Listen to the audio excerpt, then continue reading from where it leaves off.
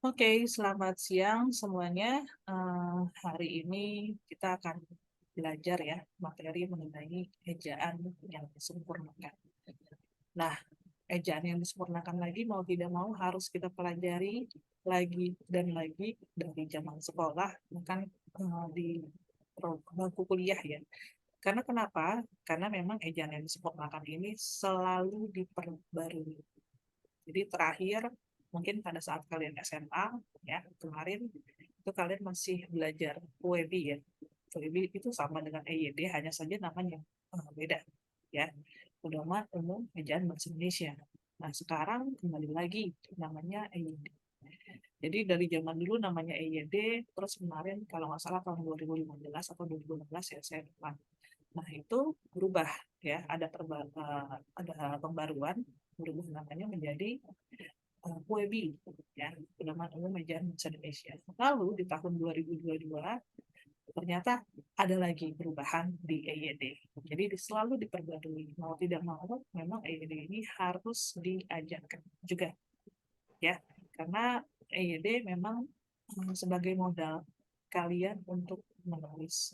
Jadi kalau minggu lalu kita belajar ragam bahasa, nah ragam bahasa itu kan salah satunya kalau dilihat dari medianya ya atau sarananya itu ada yang tulis, ada yang uh, lisan gitu ya. Nah, kemarin kita ragam bahasa lebih banyak ke media lisan. Jadi ada orang berbicara gitu ya, ada presenter banyak narasumber gitu. Nah, itu semuanya menggunakan bahasa lisan. Nah, sedangkan EYD ini khusus diperuntukkan untuk bahasa tulisan. Jadi semua yang kalian tulis itu ada aturannya. Karena kenapa? Kalau tidak ada pedoman, nanti bisa salah paham. Ya, harus punya satu pedoman yang sama. Saat kita baca, kita mengerti. Maknanya secara universal. Gitu ya. Karena kalau kita lihat bahasa lisan itu bisa terlihat dari ekspresi, dari intonasi, sedangkan bahasa tulisan tidak terlihat atau tidak muncul secara jelas gitu ya. Kita tidak tahu nadanya seperti apa, ya, tinggi atau rendahnya, ekspresinya bagaimana, itu semua dibantu oleh EGD. Agar kita ngerti, misalnya kalau kita baca, ngomong berhenti sebentar, nah itu dengan tanda-tanda kita bertanya dibantu dengan teman-teman. Jadi semuanya itu terlihat dibantu dari semua EYD ini. Jadi EYD ini akan digunakan untuk bahasa tulisan, khusus untuk bahasa tulisan. Karena nanti mau tidak mau kalian harus banyak menulis ya selama kuliah. Ada laporan magang sampai 2 kali, kalian harus magang sampai 2 kali. Dan juga nanti kalian buat project-project ya, banyak proposal-proposal, belum lagi nanti di akhir akan ada skripsi gitu ya, artikel ilmiah. Jadi mau tidak mau memang kalian harus dituntut bisa menulis. Makanya memang dasarnya ada di sini. Semua penulisan mau jenis apapun semuanya pasti mengacu kepada EGD. Tidak mungkin tidak gitu ya. Nah, karena ini adalah kesepakatan bersama dan sudah diterbitkan oleh Badan Bahasa sebagai pedoman kita dalam menggunakan bahasa Indonesia. Ya, nah kemarin sempat saya jelaskan juga kalian ya bahwa belajar EYD ini memang ternyata membuat kita sadar ya bahwa banyak juga kesalahan-kesalahan yang terjadi di sekitar kita banyak sekali gitu ya. Ya, juga. Oke, kita bisa lihat di sini ya. Pertemuan EYD ini sampai 3 kali ya, 3 kali. Karena memang EYD ini ditujukan untuk kalian bisa menulis ya, terutama khususnya tulisan akademik. Jadi semua kebutuhan di dalam selama kalian kuliah itu akan menggunakan EYD khususnya untuk tulisan ya. Oke, sebentar.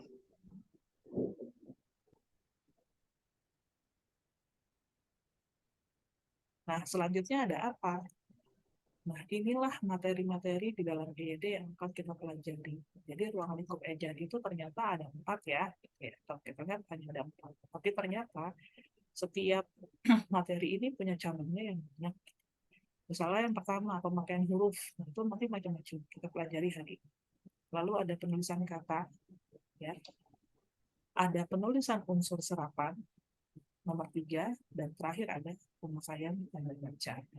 Nanti kita bagi-bagi ya. Jadi saya akan mengajarkan kalian dari nomor 1 hingga nomor 3. Nomor 4 nanti kalian akan mengerjakan tugas begitu berkelompok ya. Nanti dibagi menjadi 5 kelompok dan pemakaian tanda baca ini jumlahnya ada 15. Jadi satu kelompok kebagian ya itu 3 tanda baca. Gitu. Jadi memang kenapa ejaan ini banyak sekali harus 3 minggu pertemuan karena memang banyak ya materinya, panjang sekali dan harus detail satu persatu saya harus jelaskan ke kalian. Ya, betapa pentingnya ejaan. Sudah paham sampai di sini? Sudah jelas? Jelas. Oke, kita akan belajar 4 ya untuk ejaan. Nah, saya akan tampilkan bukunya. Nanti saya berikan ke kalian. Ini gratis ya. Sudah diberikan oleh Badan Bahasa tahun lalu. Saya mengikuti seminarnya karena ada perubahan dan pembaruan di EGD. Nah, ini. Sekarang kita belajar yang pertama, ruang lingkup. Yang pertama adalah penggunaan huruf ya. Tadi kalau kita lihat kan ada 4. Ada penggunaan huruf, pemakaian kata, lalu unsur serapan, dan terakhir ada tanda baca. Nah, bahasa Indonesia itu memiliki 26 ya huruf totalnya. Alfabetnya itu ada 26. Ada huruf kapital, ada non kapital, bagaimana namanya apa, ucapannya bagaimana.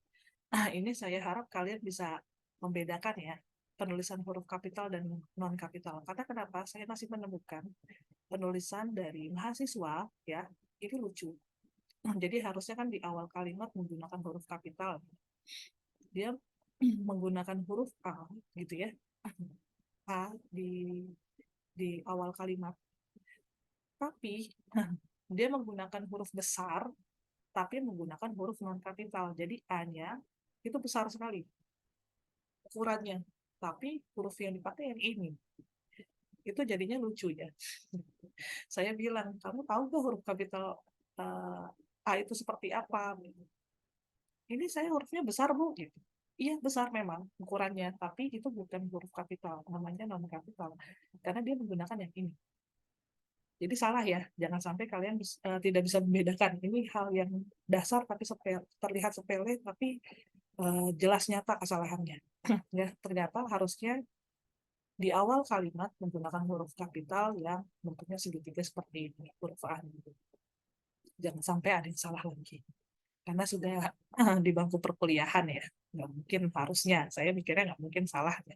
Tulis kapital non kapital saja. Nggak tahunya masih ada juga yang salah. Nah, ini kalian harus tahu, harus paham, harus bisa membedakan yang mana kapital, yang mana non kapital. Karena nanti di EYD ini penting sekali. Ya, itu sangat dasar. Selanjutnya ada huruf vokal. Vokal itu ada 5 ya. Ada A, I, U, EO gitu ya. Nah, ini bisa kalian lihat huruf vokal penggunaannya di ada yang di awal, tengah, dan akhir. Ya, tapi hati-hati untuk huruf E ya. E ini ada yang dibaca E seperti ini ya. Enak, petak gitu ya. Nah, itu E. Ada dibaca E ya, seperti ini. Pepet gitu ya. Nah, itu huruf E cara bacanya ada yang berbeda. Hanya dia vokal yang agak berbeda cara bacanya. Lalu ada huruf konsonan. Totalnya ada 21. Ini kalian sudah tahu pasti ya. Konsonan apa saja? B, C, D, F, G, H. Ini bisa digunakan di beberapa kata. Ya. Kita lihat di sini. Ada huruf Q dan X. Ini kalau dilihat, kalau ditaruh di posisi awal, dibacanya seperti huruf S ya, kalau huruf X. Tapi kalau misalnya di tengah atau di akhir, dibacanya seperti ada huruf K dan S. Ya, agak berbeda. Jadi kalau kalian misalnya namanya Xiao gitu ya, XIAO gitu. Itu bacanya di depannya hurufnya vokalnya ya. saat kita oralkan gitu pakai huruf S. Tapi kalau posisinya di tengah dan di akhir, jadi seperti ada huruf K dan S. Selanjutnya ada gabungan huruf vokal, ya, ada monoftong dan diftong. Contohnya seperti apa? Ini dia. Ada E, U. Nah, monoftong itu artinya apa? Mono itu satu, ya. Tong ini kita bisa dengar, bagaimana pengucapannya. Jadi kalau kita lihat di sini judulnya gabungan huruf, ya, berarti ada 2 huruf dong minimal. Ya, ada 2 huruf, tapi yang kita dengar hanya satu. EU itu dibacanya E, ya. Jadi itu disebut dengan monoftong. Nah, kalau diftong, gabungan huruf vokalnya ada 2 dan dibaca 2 juga yang kita dengar. Jadi kalau ada gabungan vokal A dan I, bacanya AI, AI gitu ya. Atau AU jadinya AU. Berbeda dengan monoftong, huruf E dan U dibacanya E. Jadi kesannya atau yang kita dengar seperti satu huruf saja. Makanya mono disebutnya. Kalau ini dibaca 2 huruf vokal, hanya diftong. Jadi bedanya di sana. Ya, ada diftong, ada diftong. Selanjutnya kita lihat lagi, selain gabungan huruf vokal, ada juga gabungan huruf konsonan pasti. Ya, contohnya KH, MG, MG, dan SY. Ini banyak ini ya. Ada contoh-contoh di sini khusus misalnya. Akhir tarik gabungan huruf K dan H. NG dan NG ini agak unik dibacanya ya.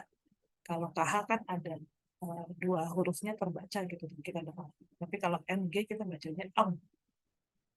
Ya, NG kita bacanya ya, nyata banyak. SY sama dengan KH kita dengar ada 2 huruf konsonan yang kita baca. Ya, ini gabungan huruf konsonan. Nah, saya harap sampai sini kalian semua paham. Ya, ini dasar sekali. Sangat amat dasar. Lalu, selanjutnya ada huruf kapital. Nah, ini kita mulai panjang ya pembahasannya. Jadi, huruf kapital, tadi sudah kita bisa lihat ya di awal. Nah, kapital ini di baris pertama. Ya, ini kapital semua. Terlihatnya hurufnya besar semua gitu ya. Iya benar, memang besar semua. Di sini ada Irfan nggak sih? Muhammad Irfan? Ada yang namanya Muhammad Irfan nggak di sini? Aku itu akun saya mau ganti device ke laptop. Oh iya, iya, iya. Saya pikir siapa? Belum Kayaknya nggak ada. ada namanya soalnya. Oke, baiklah Putri. Sudah ya? Oke, kita lanjut ya. Makasih. Ya, sama-sama. Kita lanjut ya. Huruf kapital itu digunakan untuk apa saja sih? Ya, yang pastinya huruf kapital itu pasti digunakan di awal kalimat ya. Huruf pertama di awal kalimat. Contoh apa maksudnya? Tolong ambilkan bukti itu. Nah, ini yang dibiaringkan ini adalah tenaga semu. Jadi ini adalah huruf kapital. Pasti menggunakan huruf kapital di awal kalimat. Tapi saya harap kalian jangan sampai salah. Saya tahu walaupun pada saat mengetik setelah kalian ketik titik ya, itu pasti nanti otomatis huruf kapitalnya muncul sendiri kalau ngetik. Tapi kalau nulis bagaimana? Nah, tetap harus kalian bisa ya. Selanjutnya, huruf kapital digunakan sebagai huruf pertama unsur nama orang, termasuk julukan. Nah, nama orang. Jadi nama kalian pun juga harus menggunakan huruf kapital minimal di awal. Contoh Afril, A-nya besar. Ya, saya, kalian besar. E-nya juga menggunakan huruf kapital. Bukan besar ya, tapi kapital dan kapital. Nanti kalau besar, huruf non kapital ditulis gede. Jadi beda lagi. Ya, jadi kalian harus tahu paling dasar untuk huruf kapital adalah pertama taruhnya di awal kalimat pasti dan selanjutnya untuk penulisan nama ya nama orang termasuk julukan.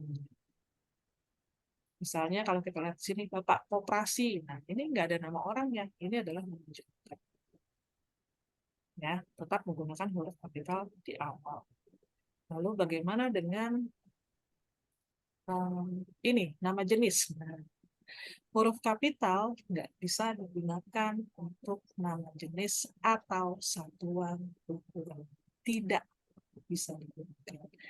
Di sini sudah ada penekanan, dimiringkan, ditekankan atau ditegaskan ya. Tidak bisa digunakan. Jadi contohnya seperti apa? Ini dia. 5 ampere. A-nya kecil, watt. W-nya kecil ya, atau non kapital. M-nya mujair, kecil juga. D-nya bisa non kapital. Saya kebiasaan besar dan kecil nih. Yang benar itu adalah kapital non kapital ya. Yang benar adalah kita sebutnya kapital dan non kapital. Jadi ini untuk nama jenis dan satuan ukuran tidak bisa menggunakan ini pengecualian. Jadi agar mudah ya sebenarnya huruf kapital itu digunakan untuk semua nama. Tetapi ada pengecualian, tidak bisa digunakan untuk nama jenis dan satuan ukuran.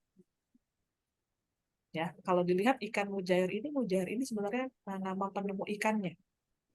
Namanya Bapak Mujair. Nah, namanya ini dimasukkan ke dalam jenis ikan. Mujair. Karena jadinya nama jenis, jadi huruf M-nya tidak bisa dikapitalkan. Kalau nama bapaknya langsung, Bapak Mujair, ya berarti M-nya harus kapital.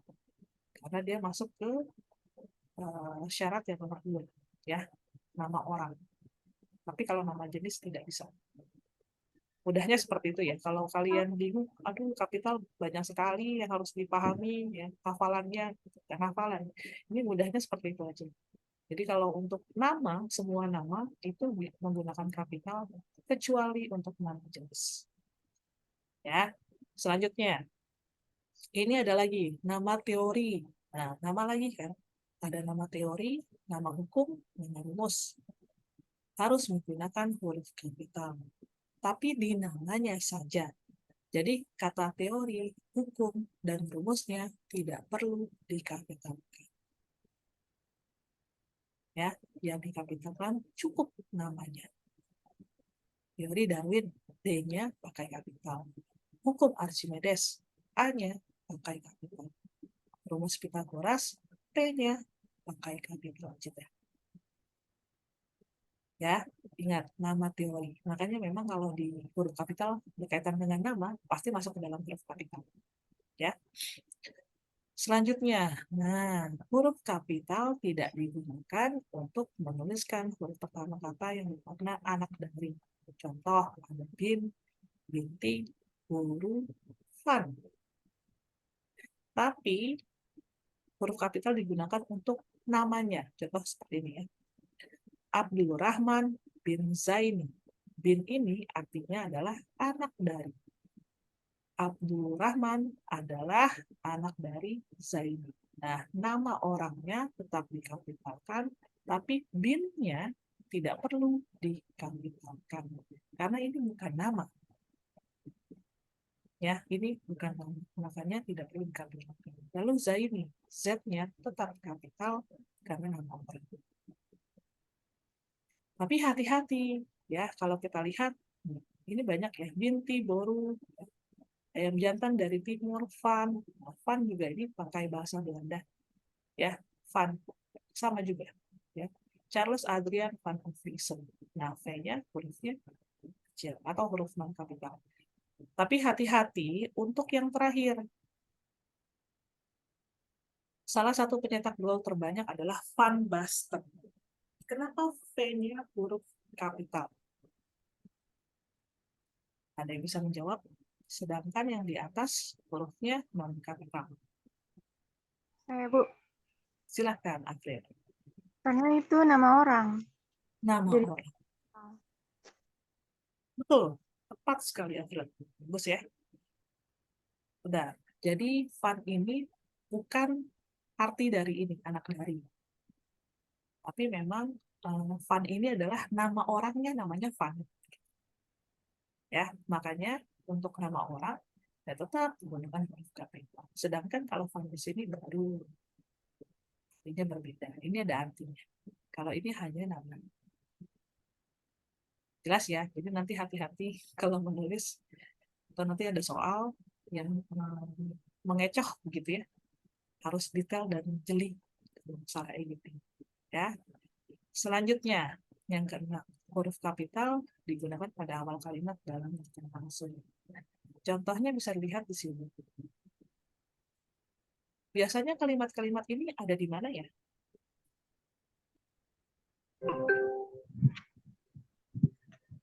Ada yang tahu tidak? Di percakapan, Bu. Percakapan ya. Cakap novel. Kenapa? Reza? Biasanya ada di ini Bu, cakapan novel gitu Bu. Iya, percakapan novel ya. Di novel ada atau di skrip ya. Dialog misalnya. Kalau orang mau membuat film itu kan pasti mereka mempelajari skripnya atau dialognya. Nah, pasti ya ini harus menggunakan tanda baca apa yang membedakan dengan kalimat biasa. Ada tidak? Tanda petik 2, Bu. Tanda petik. Ya. Jadi tanda petiknya inilah yang membedakan bahwa oh ini disebut dengan ada percakapan ya atau ada dialog. Kalau di dalam kalimat namanya kalimat langsung ya. Atau di sini sebutnya kalimat dalam petikan ya. Ibu berpesan, koma, ada tanda petik berhati-hatilah koma. Gitu. Nah, huruf kapitalnya ada di huruf B. Jadi dia dianggap di awal. Setelah kalian gunakan tanda petik, langsung itu kapital. Ingat ya, kalau kalian menulis kalimat langsung seperti ini, menggunakan tanda petik, khususnya di dialog-dialog ya, jangan lupa setelah tanda petik wajib menggunakan huruf kapital. Jadi sama, ya, sama seperti kalimat yang biasa. Di awal kalimatnya langsung menggunakan kapital. Walaupun kalau kita lihat posisinya ada di tengah-tengah ini ya. Ini sudah ada kata sebenarnya di awal. Dua kata depan gitu ya, di awal kalimat. Tapi ini kan posisinya di tengah-tengah gitu ya. Tapi tetap harus menggunakan huruf dengan dia dianggap sebagai kalimat yang ada di dalam satu kalimat. Yang ini ya kalimat yang begitu. Jadi bagus ya. Nah ini disebut dengan kalimat langsung. Jadi menggunakan kata petik. Intinya kalian harus ingat selalu bahwa setelah tanda petik itu pasti digunakan. Jadi dianggap seperti kalimat dari awal. Oke, selanjutnya huruf kapital digunakan sebagai huruf pertama dalam hal tertentu yang berkaitan dengan agama, ya nama lagi. Saya bilang kan ke kalian bahwa kapital itu pasti digunakan untuk nama, gitu ya.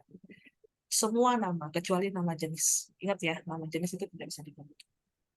Ya, nama agama, kitab suci, Tuhan, termasuk sebutan dan ganti Tuhan, serta singkatan nama Tuhan.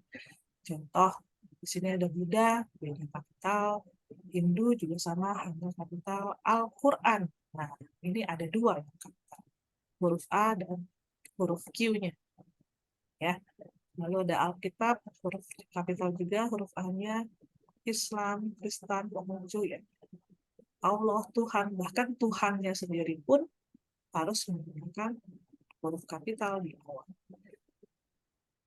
Yang ini selanjutnya, Allah yang Maha Kuasa akan menunjukkan jalannya. Di sini, ini namanya kata ganti. Yang saya mau tanya ke kalian, kata ganti ini ditujukan untuk siapa? Untuk yang mana di dalam kalimat tersebut? Allah, Bu. Oh, jadi dia nyanya ini adalah kata ganti Allah. Bahkan ya, untuk Tuhan, kata gantinya saja harus tetap menggunakan huruf kapital. Karena penting ya, dianggap sangat penting. Jadi makanya mau tidak mau, bahkan kata gantinya pun harus menggunakan huruf kapital. Kalau berkenaan dengan agama, Tuhan, itu harus menggunakan huruf kapital di awal. Ya Tuhan, bimbinglah hamba hamba ke jalan engkau yang engkau beri rahmat. E-nya juga sama, huruf kapital. Engkau ini ditujukan ke yang mana katanya? Kenapa engkau E-nya kapital? Tuhan, Ditujukan ke Tuhan, kata Tuhan. Ya, Tuhannya sama menggunakan huruf kapital, engkaunya ditujukan kepada Tuhan. Jadi sama, harus menggunakan huruf kapital juga. Jadi kata ganti Tuhan pun wajib menggunakan huruf kapital. Sama dengan yang ini. Tuhan yang Maha Esa, JFE. Ini singkatannya. Bahkan singkatannya pun sama. Harus menggunakan huruf kapital di awal. Yang Maha Esa adalah singkatannya. Jadi tulisannya kapital semua. Coba kita lihat yang bawah. Kenapa Allah, di sini singkatannya SWT ya. Kok W-nya kecil, T-nya kecil, tidak seperti yang di atas. Ada yang tahu nggak? Kenapa? karena satu kata, Bu. Karena satu kata. Lihat ya panjang. Subhanahu wa ta'ala. Nah, ini satu kata. Kalau yang di atas ada 3 kata. Jadi kapital semua. Tapi ini singkatan jadinya hanya satu kata ya. Singkatan dari satu kata yang panjang. Jadi seperti ini. Selama ini ternyata kita menulis SWT-nya salah ya. Menyadari nggak kalian? Selama ini kita menulis Allah Subhanahu wa Ta'ala, singkatan SWT-nya salah. Yang benar adalah S-nya saja yang dikapitalkan. Selama ini kalau saya lihat, banyak penulisan SWT ini pakai huruf kapital semua. Jadi W-nya kapital, T-nya kapital juga. Padahal tidak perlu. Yang kapital hanya di awal. Karena kenapa? Ternyata Subhanahu wa Ta'ala ini adalah satu kata. Ya. Dan jangan lupa singkatannya menggunakan titik. Nah, selama ini kita salah nulis baru saja. Ya, Allah S-nya besar, B-nya kecil, T-nya kecil, dan gunakan tanda titik di akhir singkatan. Nanti kita pelajari ya. Kenapa sih singkatan ada yang pakai titik, kenapa sih ada yang enggak? Nanti ada. Itu di bagian kata. Kita sekarang bagian huruf dulu. Pelajaran. Gitu ya.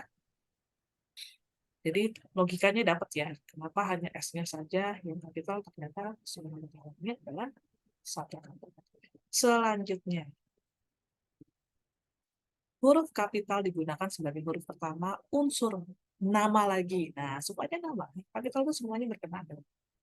Nama gelar, kehormatan, kebangsawanan, keturunan, keagamaan, akademik, yang diikuti nama orang. Jangan lupa ya, nama gelarnya tapi ada nama orangnya juga. Gitu. Dan gelar akademik yang mengikuti nama orang. Kita lihat di sini. Mahaputra Yamin, Tuku Umar, Laode Hairudin, Kiai Haji Hasjim Asmari, Hashim ini. Oh, bacanya Hasjim saya. Dr. Muhammad Hatta. Ya, saya mau tanya, nama aslinya yang mana, gelarnya yang mana? Coba untuk yang ini dulu deh, biar mudah. Nama aslinya siapa?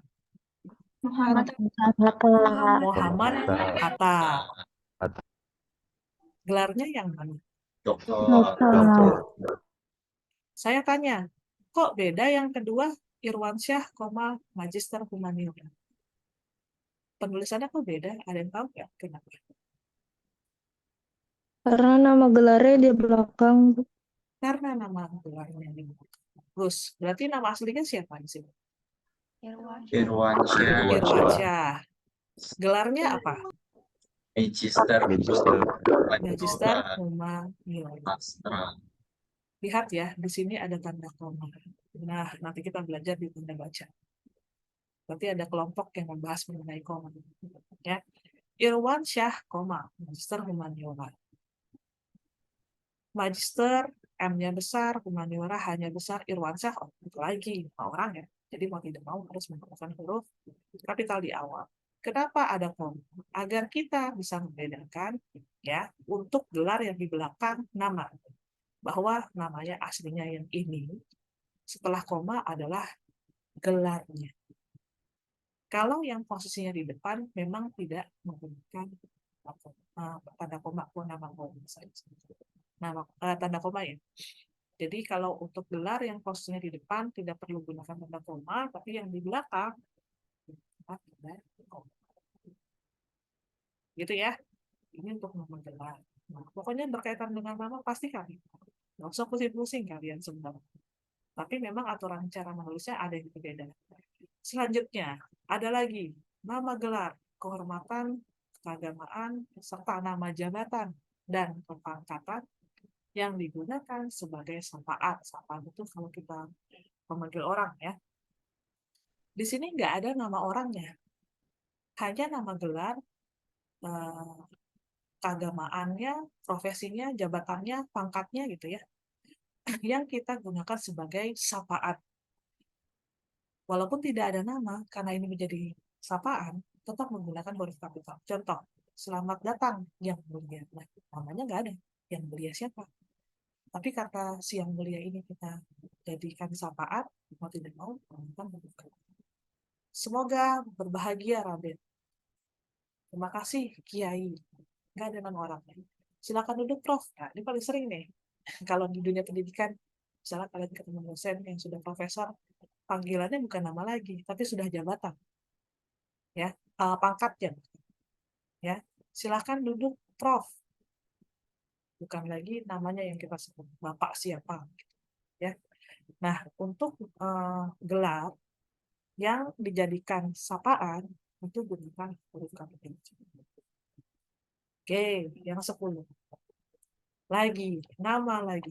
Jadi kapital itu berkenaan dengan nama jabatan, pangkat yang diikuti nama orang, atau yang digunakan sebagai pengganti nama orang, nama instansi, atau nama tempat, itu gunakan huruf kapital.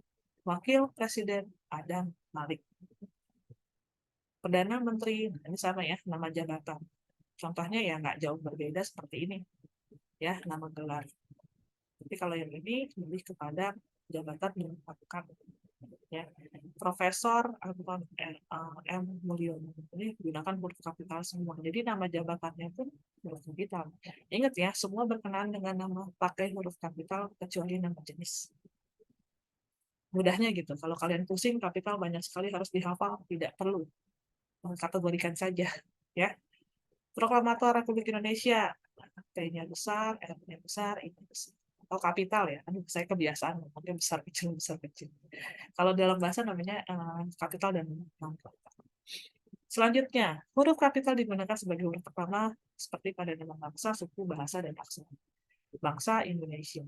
Ingat, nama bangsanya yang dikapitalkan. Kata bangsa tidak perlu. Hanya namanya. Ya. Bangsa Indonesia, I-nya besar. Tapi kata bangsa, B-nya tidak perlu. Suku Dani, D-nya kapital, ada kebiasaan besar. Suku Dani, D-nya kapital, S-nya non-kapital. Bahasa Tolaki, T-nya kapital, B-nya non-kapital. Sekarang saya mau tanya ke kalian. Bagaimana jika ada kasus seperti ini? Ya.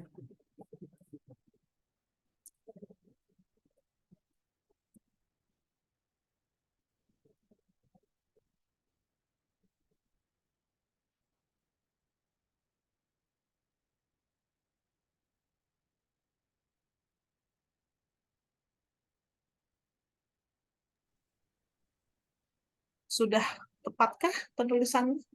Belum, Bu. Kenapa, Libin? Karena yang saya tahu kalau kita mau untuk mata pelajaran itu B-nya selalu huruf besar, Bu. Selalu huruf besar. Padahal kalau di sini aturannya kalau kata bahasa laki, ini kan ada contohnya bahasa laki. B-nya huruf non kapital, T-nya huruf kapital. Tapi untuk konteks kalimat ini ternyata B-nya harus kapital. Ada yang tahu tidak alasannya kenapa? Tadi bagus ya Bibita jawabannya. Sudah tepat, sudah benar.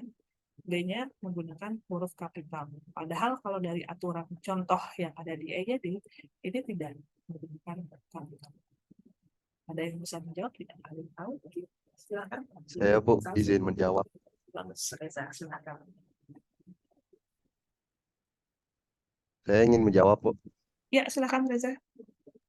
Eh, Alasan kenapa bahasa Indonesia B-nya harus kapital dikarenakan bahasa Indonesia itu merupakan em, suatu mata kuliah. Jadi kayak pernyataan bahwa mata kuliah itu bahasa Indonesia. Makanya Mata B-nya itu kuliah. bahasanya Mhm. itu harus kapital. Oke, bagus sekali ya, Reza. Saya ngerti maksudnya Reza nih apa. Jadi ternyata bahasa Indonesia di dalam konteks kalimat ini adalah dia merupakan sebuah nama. Ingat ya, kapital itu berkenaan dengan nama. Nama apa? Nama mata kuliah. Ya, berbeda dengan seperti ini.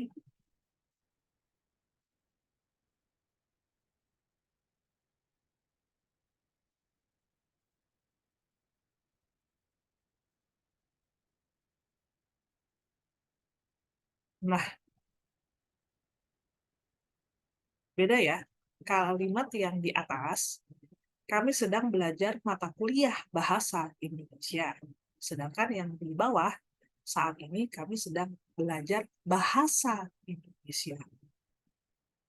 Jadi B-nya hurufnya non-kapital kalau untuk kalimat yang di bawah, sedangkan kalimat yang di atas B-nya harus kapital karena sebuah nama mata kuliah. Paham ya? Sampai di sini ya? Udah ngerti ya? Oke. Jangan sampai nanti salah lagi. Kalau menulis salah lagi. Ini pakai, aduh saya bingung bahasa ini. Kemarin kalau nggak salah hurufnya kecil deh harusnya gitu ya, atau non-kapital gitu ya. Indonesia-nya pasti besar ya. Tapi ini bingung nih, bahasanya pakai kapital atau tidak ya? Itu harus dilihat dulu konteks dalam kalimat. Ya, kalau merupakan nama, ingat semua ya berkaitan dengan nama pasti menggunakan huruf kapital. Kalau dia jadi nama, gunakanlah kapital, bahkan kata bahasa. Tapi kalau bukan nama, cukup gunakan kapital di Indonesia, di kata Indonesia. Paham ya? Jujur. Karena banyak menjebak. Kalau orang ngomong banyaknya jebakan-jebakan gitu ya dalam bahasa Indonesia. Ini bukan jebakan. Ini sebenarnya memang ada realitanya ya. Tergantung konteks dalam negeri. Selanjutnya, huruf kapital tidak bisa digunakan pada nama bangsa, suku, bahasa, dan aksara yang berupa bentuk dasar kata turunan. Ada yang tahu tidak kata turunan itu apa? Kita sempat bahas kemarin. Sekilas saja. Coba dilihat dari bentuknya. Nah ini, contohnya ya. Ini namanya kata turunan.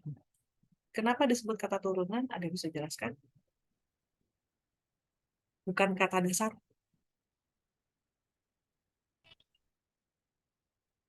Silakan. Ada yang tahu? Atau masih bingung? Dilihat dari bentuknya, coba lihat polanya. Pola katanya. Kata dasar itu, kemarin sempat kita bahas loh. Kata dasar itu masih benar-benar dasar. Bangsa. Jadi ada nih, di KBBI tulisannya bangsa. Suku. Bahasa. Ini kata dasar. Ya, contoh juga tadi Indonesia. Itu kata dasar. Nah, kalau begini bentuknya, ini diapakan? Kata dasar yang diberi imbuhan, Bu. Yang diberi imbuhan. Bagus sekali ya, Sabrina ya. Jadi kata turunan itu adalah kata dasar yang ditambahkan imbuhan. Ya, dan kita lihat. Kalian harus tahu dulu, jangan-jangan bingung. Kata turunan apa ya? Nggak paham. Nah, kalau kita lihat contohnya, ternyata ini adalah kata dasar yang ditambahkan imbuhan.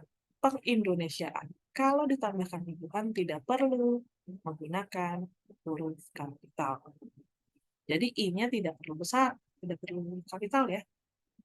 Indonesia, Inggris, sama ini. Sunda-Sundaan. Nah, kalau kita lihat kan ini adalah nama tempat ya, nama negara.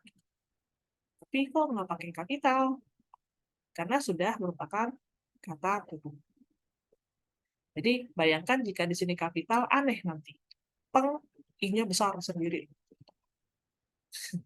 Indonesia. Jadi nggak bisa. Mau tidak mau harus menggunakan non-kapital.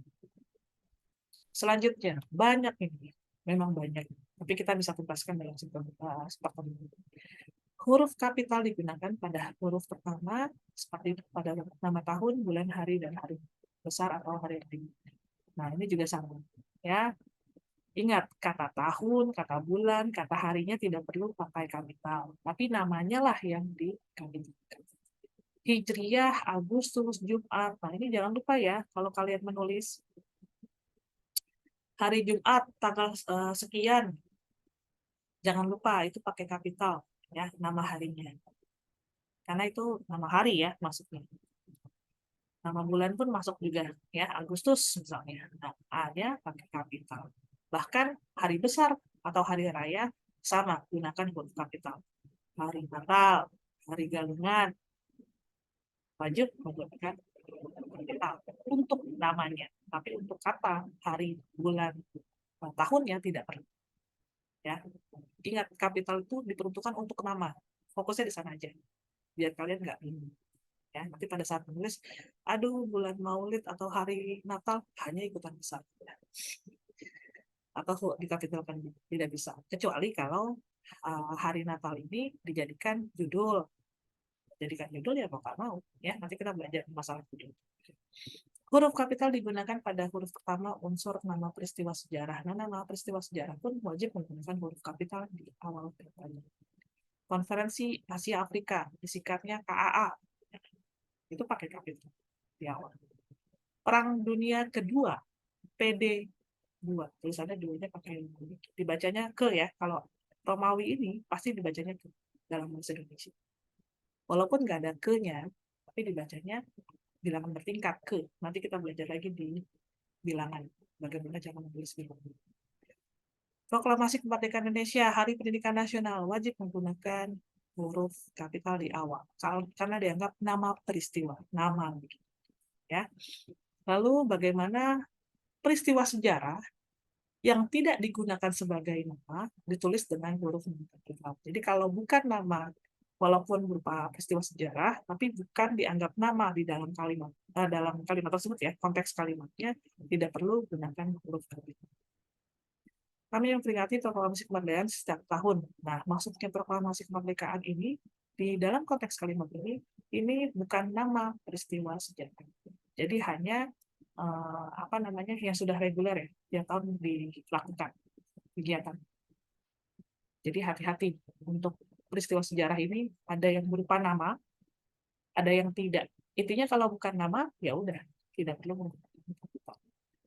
Selanjutnya, huruf kapital digunakan sebagai huruf pertama nama geografi. Nah, nama geografi, ya, nama kota, nama kabupaten, nama gunung, nama danau, semua, nama jalan, bahkan nama gang pun ada.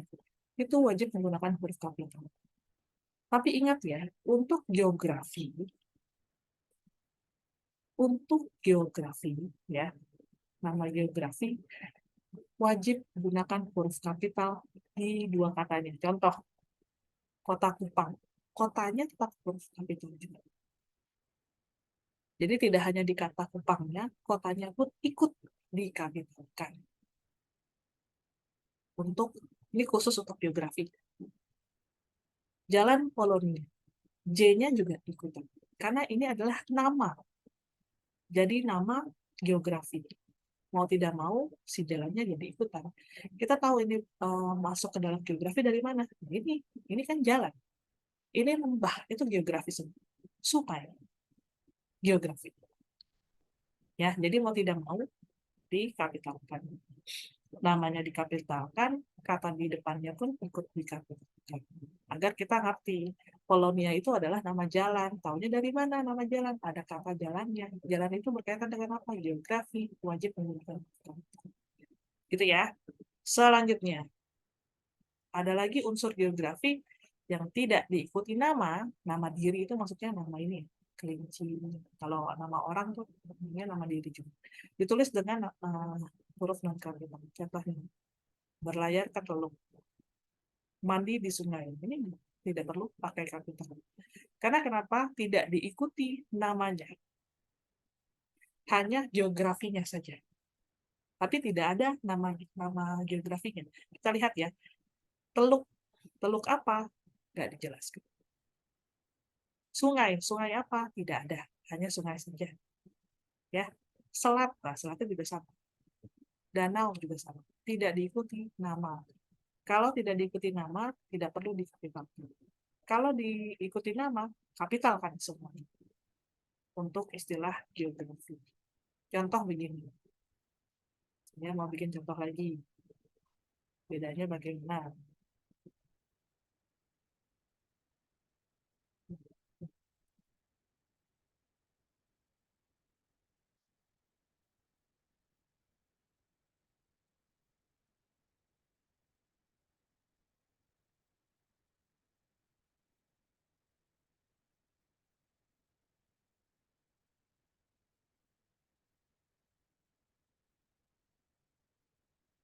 Dari dua kalimat ini, yang benar, yang benar. Yang bawah, Atas, Bu. bawah. Bawah. Bawah. Wah, Yang bawah. Ya. Kenapa yang bawah menurut kalian yang benar? Karena yang saya tahu, kalau di kota Depok berarti itu K-nya besar, huruf kapital, D-nya juga huruf kapital. Tetapi kalau tidak diikuti dengan nama kota, dia memakai non-kapital. Betul sekali. Begitu. Benar ya? Tepat sekali. Ya, hati-hati. Jadi harusnya yang ini, yang kalimat yang di atas, harusnya K-nya kapital, D-nya juga sama kapital. Sedangkan kalau yang bawah, karena tidak diikuti nama kotanya, hanya kota saja, ya hanya kota di sini tulisannya, tidak ada nama. Nah itu tidak perlu gunakan kapital. Pokoknya kalau ada berunsur di sana ya, di kalimat tersebut ternyata ada namanya, pasti pakai kapital. Itu semua berlaku untuk semua nama kecuali nama jenis. Baik, kita hapus dulu. Lanjut nomor 18. Loh, masih muncul. Ada lagi yang unik. Nama diri geografi yang digunakan sebagai nama jenis. Nah, ingat ya, huruf kapital itu digunakan untuk semua nama kecuali nama jenis. Kalau ternyata nama diri geografi yang digunakan menjadi nama jenis, tulisannya tidak perlu dikapitalkan. Contoh, jeruk Bali. Nah, Bali ini kan nama geografi ya. Nama satu kota, ya, nama satu pulau di Indonesia. Harusnya kalau berurusan dengan nama, harusnya menggunakan huruf kapital. Tapi ternyata karena konteks dalam gabungan kata ini merupakan nama jenis, jadi tidak bisa menggunakan huruf kapital. Kenapa nama jenis? Nah, kita bisa lihat ya, jeruk Bali itu maksudnya jeruk bahasanya dari Bali. Jeruk yang tumbuhnya ada di Bali gitu ya. Jenisnya itu ada di Bali. Jadi jeruk Bali ini adalah nama jenis, bukan nama geografi. Tadi seperti ikan itu kan jenisnya banyak.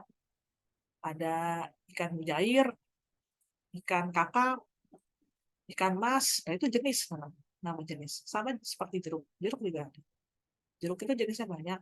Ada jeruk Bali, jeruk Pontianak, itu tidak perlu menggunakan huruf kapital. Pengecualiannya untuk huruf kapital itu hanya untuk nama jenis saja. Ya, biar kalian nggak pusing. Gampangnya begitu. Kacang Bogor, nangka Belanda, tidak perlu menggunakan huruf kapital. Karena ternyata kalau dilihat dari konteks ini adalah nama jenis, bukan nama diri geografi. Gitu ya. Catatan. Nah, nama yang disertai nama geografi dan merupakan nama jenis dapat dikontraskan atau disejajarkan dengan nama jenis lainnya dalam contohnya. Kita lihat. Berbagai macam gula, ada gula Jawa, ya, Jawanya J-nya hurufnya kapital. Karena ini adalah nama jenis gula. Gula pasir, gula tebu, gula aren, gula aftur. Kunci juga sama. Ada kunci Inggris, padahal ada nama negara di sini ya, Inggris. Tapi tidak bisa dikapitalkan karena ternyata konteksnya adalah di sini nama jenis kunci. Kunci Inggris, kunci tolak, kunci ini tidak bisa dikapitalkan. Ya. Jadi ingat, kalau ada satu kata yang ternyata kalau kita tarik lihat konteksnya di dalam kalimat tersebut dia merupakan nama jenis, langsung berubah jadi nama kapital. Walaupun aslinya tadinya kapital, bisa berubah jadi nama kapital. Lanjut, nomor 19. Ya. Nama geografi yang menyatakan asal daerah. Batik Cirebon. Cirebon itu C-nya huruf kapital. Nah, maksudnya apa? Batik yang berasal dari Cirebon. Batiknya tidak perlu gunakan huruf kapital. Ingat ya, hanya nama geografi yang bisa menggunakan huruf kapital di dua-duanya. Kota, sungai, itu pakai kapital ya, kalau diikuti nama. Tapi kalau bukan nama unsur geografi, ya, walaupun kalau kita lihat nama geografi ya di belakangnya, tapi di depannya bukan, ya, menyatakan asal daerah. Batik Cirebon, C-nya saja yang dikapitalkan. Bubur Manado, M-nya saja yang dikapitalkan. Bubur yang berasal dari Manado, maksudnya begitu. Jadi kata-kata yang di depannya tidak perlu dikapitalkan, tapi nama geografinya dikapitalkan. Banyak ya? Banyak memang. Selanjutnya, 20, dikit lagi nih. Huruf kapital digunakan sebagai huruf pertama semua kata, termasuk bentuk ulang bentuk. Nama negara, lembaga, badan, organisasi, dokumen. Ingat ya, ada kata nama lagi. Kuncinya di nama kalau kapital. Nama negara nih, ada Bosnia Herzegovina. Ya, dulu nih dua negara terpisah jadi satu. Lalu di sini ada Ikatan Ahli Kesehatan Masyarakat Indonesia. Ya, ini nama organisasi. Kitab Undang-Undang Hukum Pidana. Nah, undang-undang ini disebut dengan bentuk ulang, ya, unsur bentuk ulang. Tapi yang utuh ya, maksudnya yang utuh itu bagaimana? Undang-undangnya bukan merupakan kata turunan. Jadi sama persis seperti kembar. Huruf kapitalnya ada di mana? Di dua-duanya. Kalau perundang-undangan itu tidak bisa. Kalau undang-undang bisa. Perundang-undangan. Kalau kata perundang-undangan ya, itu P-nya hanya satu. Misalnya ditaruh di judul. Teks.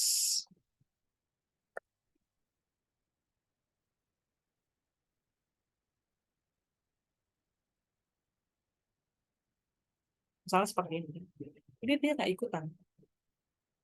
Nggak ikut kapital. Cukup di awal. Karena kenapa? Ini sudah merupakan bentuk kata turunan. Ya, bentuk ulang yang tidak utuh lagi. Jadi nggak sama persis tulisannya. Depan dan belakang berbeda. Gitu ya. Tapi kalau undang-undang ini sama persis. Depan dan belakang sama. Jadi penerapannya, U-nya, dua-duanya pakai kapital. Baik, selanjutnya. Nah, ini semua pakai kapital ya. Perserikatan Bahasa Bangsa ini nama semua soalnya. 21. Huruf kapital digunakan untuk apa? Judul. Judul buku, karangan, artikel, makalah, media massa, kecuali kata tugas yang terletak pada posisi awal. Misalnya begini. Saya telah membaca buku dari Ave Maria ke Jalan Lain ke Roma. Nah, ini pakai kapital semua di awal. Jadi gini, kalau kalian menulis judul, itu ada dua cara. Ada yang menggunakan huruf kapital semua, ada yang tidak menggunakan huruf kapital semua. Jadi kapitalnya hanya di awal. Tapi penulisan judul tidak mungkin menggunakan huruf non-kapital. Saya ingatkan lagi. Penulisan judul tidak boleh menggunakan huruf non-kapital. Kecuali lagi. Pusing-pusing deh. Ya. Kita lihat di sini. Dari Ave Maria ke Jalan Lain ke Roma. D-nya besar. A-nya juga sama, kapital.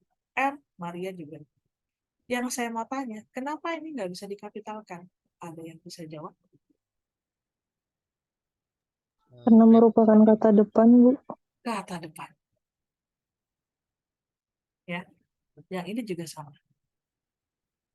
Untuk penulisan judul yang menggunakan kombinasi huruf kapital di awal dan non-kapital, ya, setelahnya kan non-kapital. Hati-hati, ada pengecualian untuk kata depan, untuk konjungsi. Jadi kata depan dan konjungsi di dalam judul menggunakan huruf non kapital. Tapi saya mau tanya, kenapa darinya huruf kapital? Padahal dari juga sama kata depan.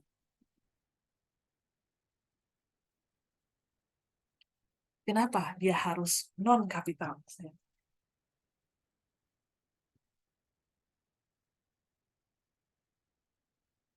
Yang bisa menjelaskan? Ke memang kata depan. Jadi kalau tulisan di dalam judul pasti gunakan huruf non kapital. Dari ternyata sama kata depan juga. Kok bisa darinya D-nya kapital? Ada yang bisa menjawab? Karena awal kalimat Karena ada di awal. Posisinya ya, kata dari ini walaupun dia kata depan, karena posisinya ada di awal, mau tidak mau menggunakan huruf kapital. Paham ya? Pusing ya, kok kapital aja ribet banget. Memang seperti ini. Jadi jangan sampai nanti kalian menulis, ini banyak sekali kesalahan selama ini. Pada saat menulis magang, laporan dan skripsi, nulis judul aja salah di dalam. Ya, nggak bisa membedakan mana kata depan atau bukan kata depan. Jadi kalau kata depan ini banyak ya yang menjelaskan, misalnya keterangan tempat, waktu, pada misalnya. Kemarin kita sudah jelaskan juga sempat kata di itu juga sama kata depan. Jadi kalau untuk kata depan dan konjungsi di dalam judul itu tidak bisa menggunakan huruf kapital, kecuali kalau posisinya ada di depan. Ya, karena semua yang ada di depan pasti dikapitalkan. Oke, sudah paham ya? Selanjutnya, huruf kapital digunakan untuk nama gelar, nama pangkat, yang singkatan, yang berupa singkatan. Sarjana Ekonomi SE, MSI. Ini ya, ini singkatan semua. Nanti kita belajar ya di bagian singkatan, kenapa ada yang tulisannya seperti ini.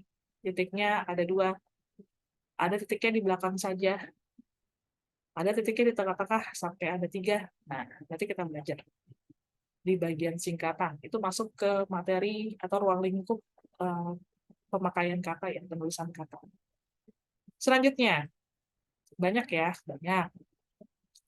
Bapak, Ibu, Kakak, Adik. Nah, kapan Bapak berangkat?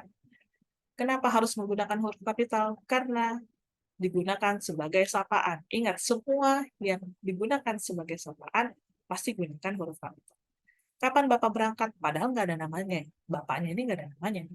Tapi karena kita menyapa Bapak, jadi kata Bapak pun ikut dikapitalkan. Tanya Hasan. Nah, Hasan ini nama orang. Jadi pakai kapital. Jadi bertanya, itu apa Bu? B-nya juga sama. Ya, menggunakan huruf kapital. Jadi semua sapaan itu gunakan huruf kapital. Sama juga dengan kata Anda. Sudahkah Anda tahu? A-nya juga sama, menggunakan huruf kapital.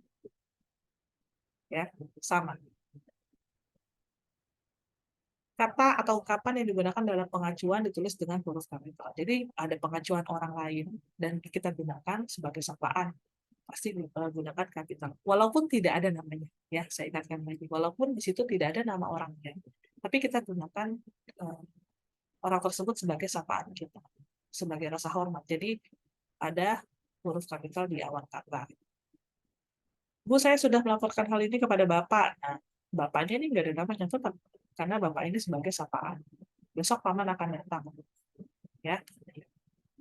Kekerabatan yang diikuti oleh kata yang menunjukkan kepemilikan ditulis dengan huruf non kapital. Jadi gini ya, jadi hati-hati. Kalau kata sapaan, gunakan kapital. Kalau ternyata kata tersebut adalah kepemilikan, tidak perlu gunakan kapital. Contohnya begini, Bapak dan Ibu kita. Bapak dan Ibu kita, atau Bapak dan Ibu saya. Nah, kata Bapak dan Ibunya tidak perlu gunakan huruf kapital, karena mereka adalah kepemilikan, fungsinya di dalam kalimat. Ya, adik saya, kakak saya, ada kepemilikan di sini. Adik milik saya. Nah, itu tidak perlu gunakan kapital. Kecuali kalau kakak sudah berkeluarga. Nah, K-nya harus pakai huruf kapital. Tapi kalau kakak saya sudah berkeluarga, tidak perlu K-nya menggunakan huruf kapital. Gitu ya, jadi bedanya di sana. Semua sapaan gunakan huruf kapital di awal. Tapi kalau di dalam kalimat ternyata sapaan tersebut ya memiliki arti kepemilikan, jadi tidak menggunakan huruf kapital. Sudah habis huruf kapitalnya. Jadi ada 20 berapa ini ya? 23 cara penulisan huruf kapital. Tapi secara garis besar, untuk penulisan huruf kapital ini digunakan ya untuk semua nama. Semua nama gunakan huruf kapital. Tapi hati-hati, ada yang gunakan kapital semua ya, contoh kata kota Depok, misalnya kota aja juga ikutan kapital, tapi ada beberapa yang tidak, hanya namanya saja yang dikapitalkan. Bahasa Indonesia-nya kapital, bahasanya tidak. Gitu ya. Dan juga masalah huruf kapital ini tadi saya sudah jelaskan, semua yang berupa nama itu menggunakan huruf kapital. Bahkan judul pun menggunakan huruf kapital juga. Tetapi untuk nama jenis tidak bisa menggunakan huruf kapital. Sudah ya, kita ngebut nih, sudah mau habis waktunya. Huruf miring.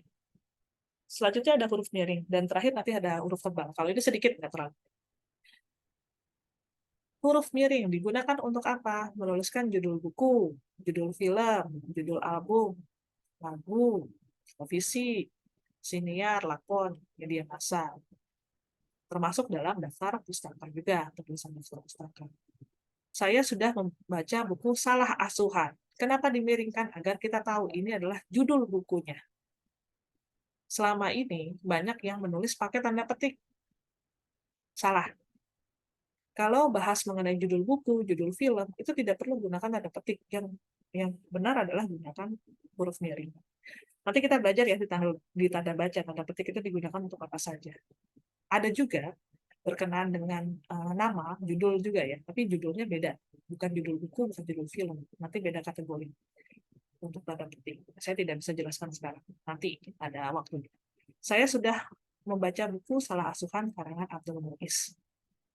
Dimiringkan. Majalah Penjaga Baru menggelorakan semangat kebangsaan. Dimiringkan. Agar kita ngerti ini adalah judulnya. Berbeda dengan kalimat kata-kata di kalimat lainnya, yang dimiringkan adalah judul dari buku, film, atau majalah. Ya. Bisa dilihat juga di dalam daftar pustaka, kalian sudah pernah belajar juga pasti dari sekolah ya. Bagian judul wajib gunakan huruf miring. Hanya judulnya saja yang dimiringkan, yang lainnya tidak perlu. Gitu ya. Ini huruf miring yang pertama. Fungsi huruf miring yang kedua adalah untuk apa? Menegaskan atau mengkhususkan huruf. Bagian kata besar, atau kelompok kata dengan huruf. Contohnya begini.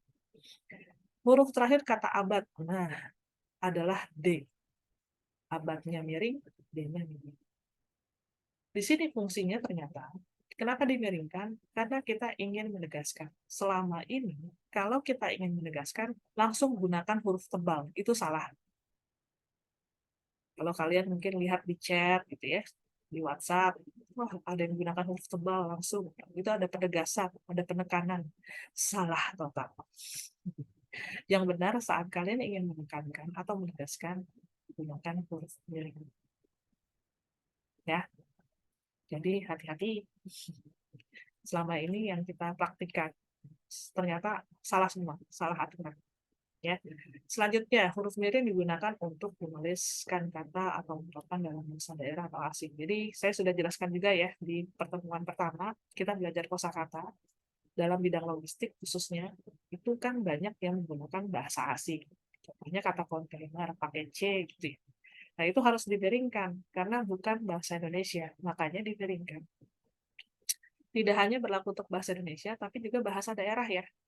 Yang belum masuk KBBI, intinya ya, yang belum ada di KBBI, katanya, itu bisa kalian miringkan. Jadi dianggap asing. Kita perlu memperhitungkan rencana kegiatan dengan baik agar kita malapeh awo. Nah, malapeh awo ini bukan bahasa Indonesia, ini bahasa daerah. Ya, Garcinia Mangostana, ini juga sama, bahasa Latin, bahasa asing, bukan bahasa Indonesia, makanya dimiringkan. Jadi untuk huruf miring ada 3 fungsi. Yang pertama untuk penulisan judul buku, film, koran, majalah, ya. Lalu juga sebagai penegasan, kalau kalian mau menegaskan, ingin menekan satu kata dalam satu kalimat, kalian gunakan huruf miring. Dan terakhir adalah untuk penulisan istilah asing atau kosakata asing, ungkapan asing, ya, istilah umum asing. Nah, ini gunakan huruf miring. Ada catatan lagi. Nama diri seperti nama orang, lembaga organisasi. Nah, ini pakai huruf apa, dok? Ada yang tahu nggak? Tidak ditulis huruf miring, walaupun asing. Yang bisa jawab nggak? Nama diri, nama orang, lembaga, organisasi, atau merek dagang dalam bahasa asing atau bahasa daerah tidak ditulis dengan huruf miring. Lalu ditulisnya pakai huruf apa, dok? Suatu identitas Pakai huruf apa? pakai huruf kapital, dia nggak ditulis huruf miring karena itu suatu identitas. Benar ya, Arslan? Ingat, kata kuncinya ada kata apa? Nama. Walaupun dia asing, karena dia merupakan nama ya. Ingat, semua nama masuk ke dalam huruf kapital. Intinya itu. Jadi, tulisannya cukup dikapitalkan. Tidak perlu dimiringkan. Semua nama, contoh ya, ada Facebook. Nah, nama media sosial, Facebook. Tidak perlu dimiringkan. Twitter bisa. Tidak perlu dimiringkan. Yang cukup ditulis dalam penulisan EYD ya, atau bahasa Indonesia, cukup dikapitalkan. Instagram, ya, tidak perlu dimiringkan. Contoh Shopee, emang ada bahasa Indonesia Shopee? Nggak ada. Itu nama merek e-commerce. Cukup dikapitalkan, tidak perlu dimiringkan. Ya, hati-hati. Ini banyak yang terjadi. Bayangkan jika kalian menulis nama orang asing ya. Misalnya kalian punya teman orang asing. Namanya misalnya siapa ya? Ini deh, Joseph misalnya. J. Terus tulisannya karena itu bukan bahasa Indonesia ya, nama asing gitu ya, bahasa asing, tulisnya dimiringkan. Salah. Karena itu adalah nama orang, cukup dikapitalkan, bukan dimiringkan. Ya. Dalam naskah tulisan tangan atau mesin tip, nah, bukan komputer. Mesin tip itu zaman dulu ya. Bagian yang akan dicetak miring ditandai dengan garis bawah satu. Jadi kalau huruf miring di dalam saat menggunakan mesin tip, saya nggak tahu ya kalian pernah melihat atau bagaimana. Kalau ke Museum Mandiri ada, ya, Museum Bank Mandiri itu ada majak mesin tiknya. Nah itu dulu, zaman dulu, kalau kita tahu bahwa ini huruf dimiringkan, cukup menggunakan underline, garis bawah satu. Kalau di Microsoft namanya underline. Nah itu kalau garis bawah satu disebut dengan huruf miring. Karena mesin tik tidak ada huruf miringnya, ya, jadi tidak bisa, mau tidak mau ditandai dengan garis bawah. Terakhir ada huruf tebal. Ayo kita ngeput. Dikit lagi selesai. Nah, huruf tebal digunakan untuk menegaskan. Ingat ya, tebal itu untuk menegaskan juga. Selama ini yang kalian lihat, wah orang-orang kalau mau menegaskan, menekankan kata pakai huruf tebal. Benar, tapi aplikasinya salah. Kita lihat ya. Penerapannya yang salah. Kita lihat. Huruf DH, seperti pada kata Ramadan, tidak terdapat dalam ejaan bahasa Indonesia.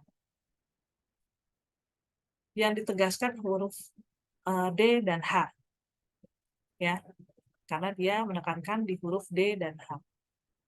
Yang saya mau tanya, kenapa ditebalkan? Padahal sudah miring. Ya, di sini miring maksud saya. Di sini miring. Di sini tebal. Bedanya bagaimana? Ada yang bisa menjawab? Sama-sama menegaskan. Huruf miring juga sama. Tadi ada yang menegaskan ya, huruf miring fungsinya. Kok di sini beda lagi? Ada yang tahu tidak? Alasannya kenapa?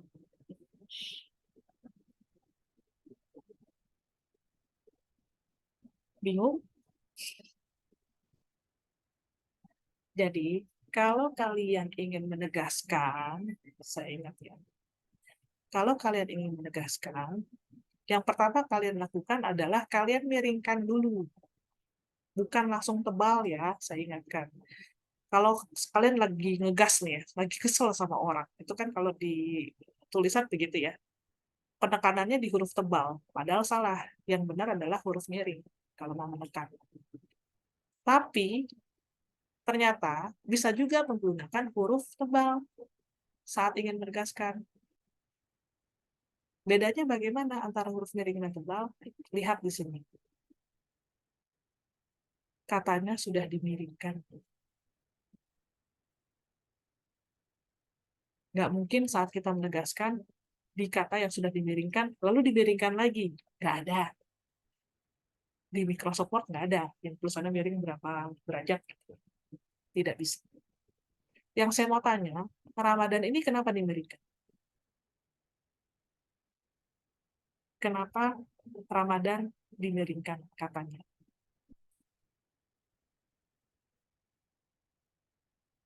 Ada yang bisa jawab? Kenapa kata Ramadan dimiringkan?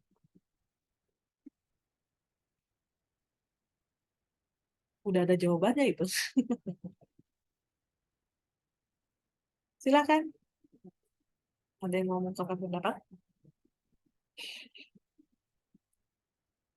Coba lihat, kira-kira kenapa alasannya si kata ini dimiringkan. Apakah Ramadan itu ditegaskan? Apakah Ramadan itu judul? Atau Ramadan itu adalah bahasa asing? Kan kalau huruf miring hanya 3 ya. Menegaskan, judul, dan bahasa asing. Kira-kira Ramadan ini masuk kategori Bahasa asing, Bu. bahasa Bahasa asing, Bu. Jadi ternyata kata Ramadan ini bukan untuk menegaskan dimiringkannya, karena dia merupakan bahasa asing. Nah, sedangkan kita ingin menegaskan bagian huruf di kata Ramadan. Ya, mau tidak mungkin ya, menegaskan dimiringkan lagi, sudah miring, dimiringkan lagi. Jadi kalau katanya sudah miring, ingin kita tegaskan, gunakan kata huruf tebal.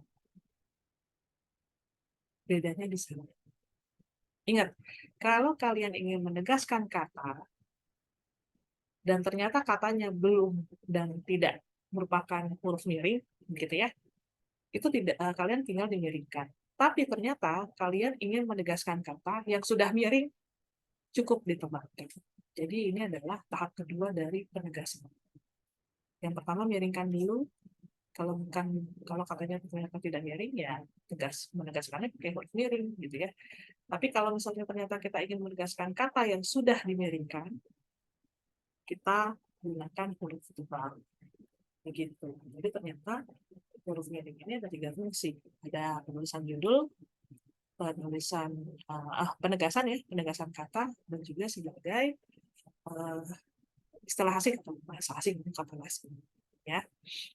Catatan dalam naskah tulisan tangan atau mesin tik yang bukan komputer, bagian yang dicetak tebal itu pakai garis bawah 2. Jadi garis di bawahnya 2. Ini zaman dulu banget. Sekarang udah jarang pakai mesin tik ya, tapi ini perlu kita ketahui saja bahwa zaman dulu tuh orang nulisnya seperti itu. Ya. Terakhir, huruf tebal digunakan untuk menegaskan. Tebal itu memang untuk menegaskan, tapi jangan langsung tegas aja gitu. Ada aturannya dalam penulisan. Untuk bagian apa? Karangan seperti bab, subbab, dan sub-subbab. Kita lihat, bab 1 pendahuluan pasti tebal. Kalau kalian baca di mana-mana pasti hurufnya tebal. Subbabnya 1.1 tebal. Bahkan sub-subbab juga tebal juga. Ini namanya bab. Ini namanya subbab. Yang sini namanya sub-subbab karena ini adalah bagian dari subbab. Ya, kalau dalam penulisan bab, subbab serta sub-subbab wajib ditebalkan hurufnya. Begitu. Ada yang mau ditanya sampai di sini? Sudah jelas? Jadi huruf untuk penulisan huruf ya, ini sudah selesai. Materinya hanya sampai di huruf tebal.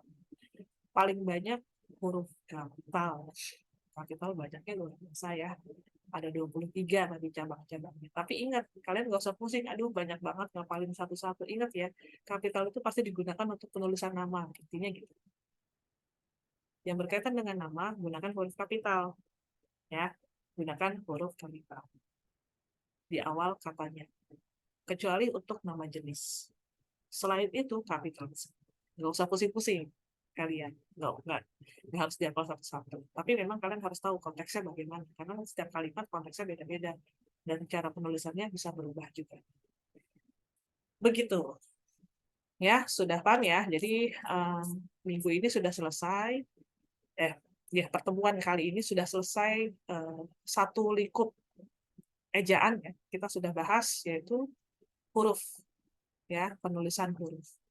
Nah, besok di pertemuan selanjutnya masuk ke dalam penulisan kata. Kata ini banyak, kata besar, kata turunan, ini akan kita pelajari satu persatu. Oke, ada pertanyaan sampai di sini? Nanti saya berikan ya, ini bukunya di e-learning. Sudah jelas? Kalau sudah jelas, saya rasa sudah selesai ya. Karena sudah siang juga nih, sudah melewati waktunya. Sebentar saya cek dulu. Baiklah, terima kasih banyak ya untuk hari ini ya. Jadi itulah materi mengenai EYD, salah satunya ruang lingkup mengenai pemakaian huruf ya, atau penulisan hurufnya bagaimana. Ya, ternyata penulisan huruf itu macam-macam. Yang sering kita gunakan adalah kapital, lalu juga huruf miring, dan juga huruf tebal dalam penulisan. Ya, kapital, vokal dan konsonan gitu ya, semuanya harus pasti ya dalam penulisan mungkin tidak ya. Jadi saya harap kalian bisa mencetak dengan baik, kalian bisa merekam dengan baik ya sebenarnya. Yang penting logika bahasanya dapat tetap logika, nggak hanya bahasa ya, tapi logika dasar kalian saat berpikir ini bisa dilihat dari sini. Jadi nggak usah dihafal satu-satu, dan saya nggak minta kalian untuk menghafal gitu. Karena saya minta kalian untuk memahami dasarnya kenapa ini begini, kenapa itu begini. Ya pasti ada alasannya. Jangan dihafal. Kalau dihafal seperti ini. Tapi kalau kalian tahu dasarnya, paham dari awal, gitu, paham dari dasar, dari akar, itu akan kuat fondasinya. Ya, baiklah. Saya tutup dulu. Terima kasih banyak ya untuk kalian.